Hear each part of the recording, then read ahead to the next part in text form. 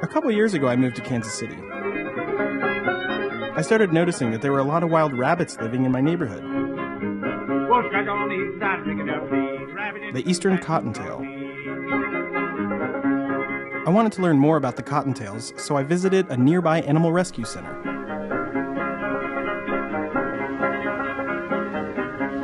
My name is Kimberly Hess, and I'm the director of Lakeside Nature Center. The first thing we do is get a weight on them. So I have a bucket. Because rabbits are fed by weight. Basically, all baby animals in a rehab setting are fed by weight.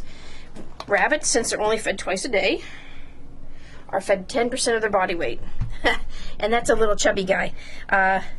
He weighs 97 grams, so we'll be feeding him almost 9 grams. Now, one thing you have to do to all baby animals, they don't go to the bathroom on their own. So you have to pee them. I guess that's not quite the technical term. You have to stimulate them. And they do look a little indignant about it, but this is special formula. It is actually made specially for rabbits. However, it is not mother's milk. So it will upset their stomach if we give it to them at 100%. It'd be like us going out and eating an entire pizza or something, you know what I mean? It would just make us kind of sick. So these guys, what we do is we dilute it with warm water 50%. Come here, sweetie. There we go, little one. What I'm actually going to do is stick a tube down his throat. If it actually slips into one of the lungs, it'll feel like it's going right down the esophagus. Fortunately, if it does happen, you can actually drown them. You push it right in the back of their mouth to the corner, and this will help guide it down the esophagus and not the trachea. There we go. And then slow and steady, you simply fill them with milk. There we go, sweetie. So every time I tube one, I say a little prayer. There we go. Here, we'll put you back over here. We will probably do 500 to 600 rabbits in a year, babies coming through. Our percentage of success rate is right around 30 to 40%, anywhere in there, and believe it or not, that is really good. A little bit of blood, but I think it's from the... I have a great staff who puts in extra hours without complaining. A lot of times they don't even get paid for it. They'll just stay here and feed animals because they all love animals. They love what they do, so it's important to them.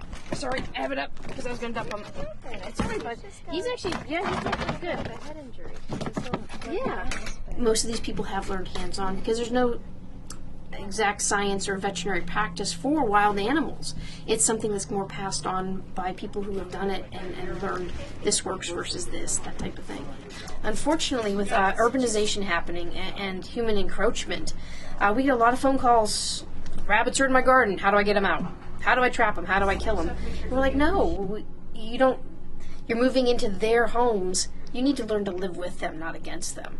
And we have some success with teaching people that we're in this together and that we're not more important than they are or vice versa, that we have to coexist. And the animals are learning to live with us. So don't you think being the humans and supposedly smarter, we could learn to live with them. So Kimberly and her staff have a really challenging job. It requires them to act as both advocates and caretakers for the animals they rescue. There's a whole tank full of little guys. Here we go. I can open it up for you. There you go. But I just love them. They kind of remind me of the flying monkeys on Wizard of Oz a little bit. You guys are very pretty.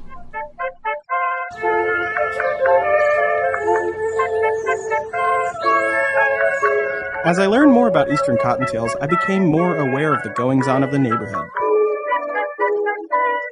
There was a hidden world that was slowly revealing itself.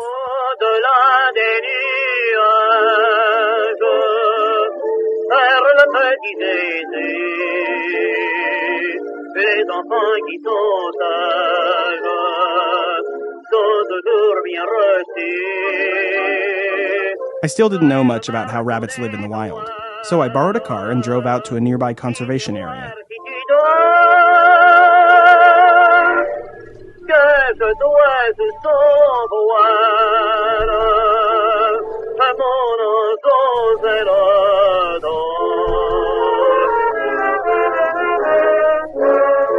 My name is Philip Brinkley. I am a naturalist here at Burr Oak Woods Nature Center in Blue Springs, Missouri, getting people excited to be out exploring nature. Monitor water quality and plant thousands of trees along the corridor. Prairie over here, this is a tall grass prairie, and then we have the forest. So right here we have our edge. This is a spot where they're going to spend a lot of their time. There's good forage, good food out in the prairie, good places to hide in the forest. So both things kind of give them what they need to survive. Very good coyote tracks. There's one with really big claw marks on it. So here is the coyote scat, and you can see some of the bones, and you can see the fur.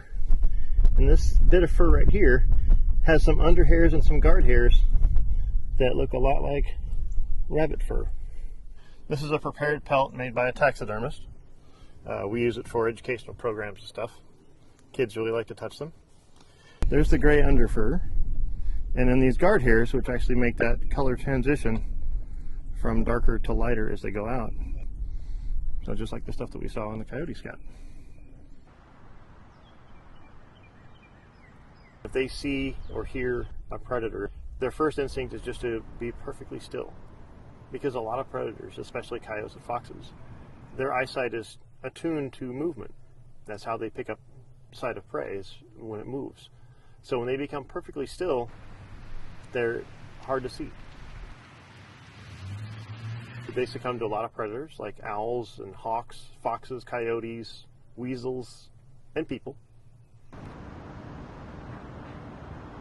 They have a lot of babies, and they do that for a reason, because only about 20% of rabbits will actually make it through their first winter.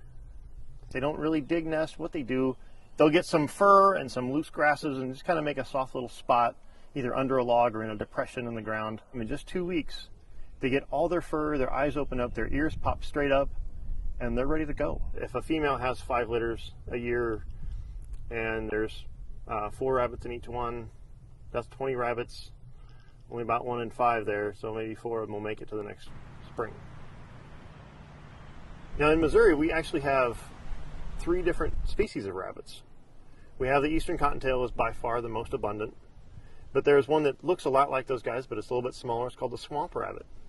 And we have one endangered species, the black-tailed jackrabbit. We don't have very many prairies left. We don't have very many jackrabbits left. And that's one of the major things that affects a lot of our wildlife is habitat loss. You know, animals like the black-tailed jackrabbit that really rely on certain kinds of habitats really have a rough time when we lose those habitats.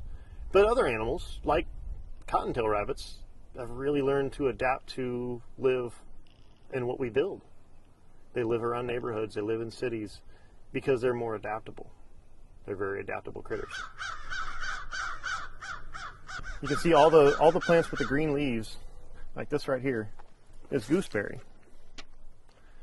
It's an abundant plant, and it's actually a pretty important food plant for a lot of critters. Gooseberries are good for people too. They're a little sour, you have to use a lot of sugar, but they are good. You got mushrooms all the way down here. These are called Dutchman's breeches, or Dutchman's breeches, because they kind of look like an upside down pair of pants.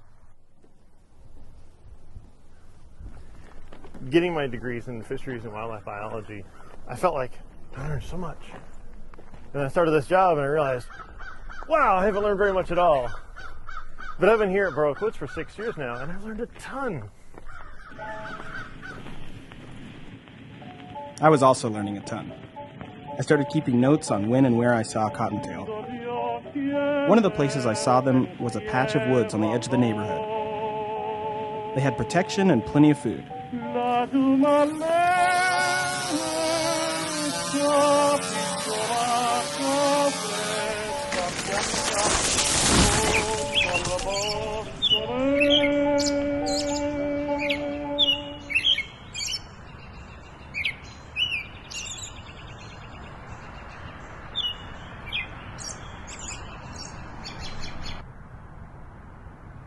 I'm not sure why the city cleared the little forest, but I was sad to see the rabbits losing their home. I guess I kind of know how they feel. I lived in the same house for the first 22 years of my life. I felt a connection to my neighborhood and the city. When I moved away, I lost my old home, but I never really felt like Kansas City was home either. As I learned more about cottontails, I found my attitude changing. I started to notice the slow changes, the subtleties of nature. My knowledge of the place grew deeper. It's finally starting to feel a little bit like home.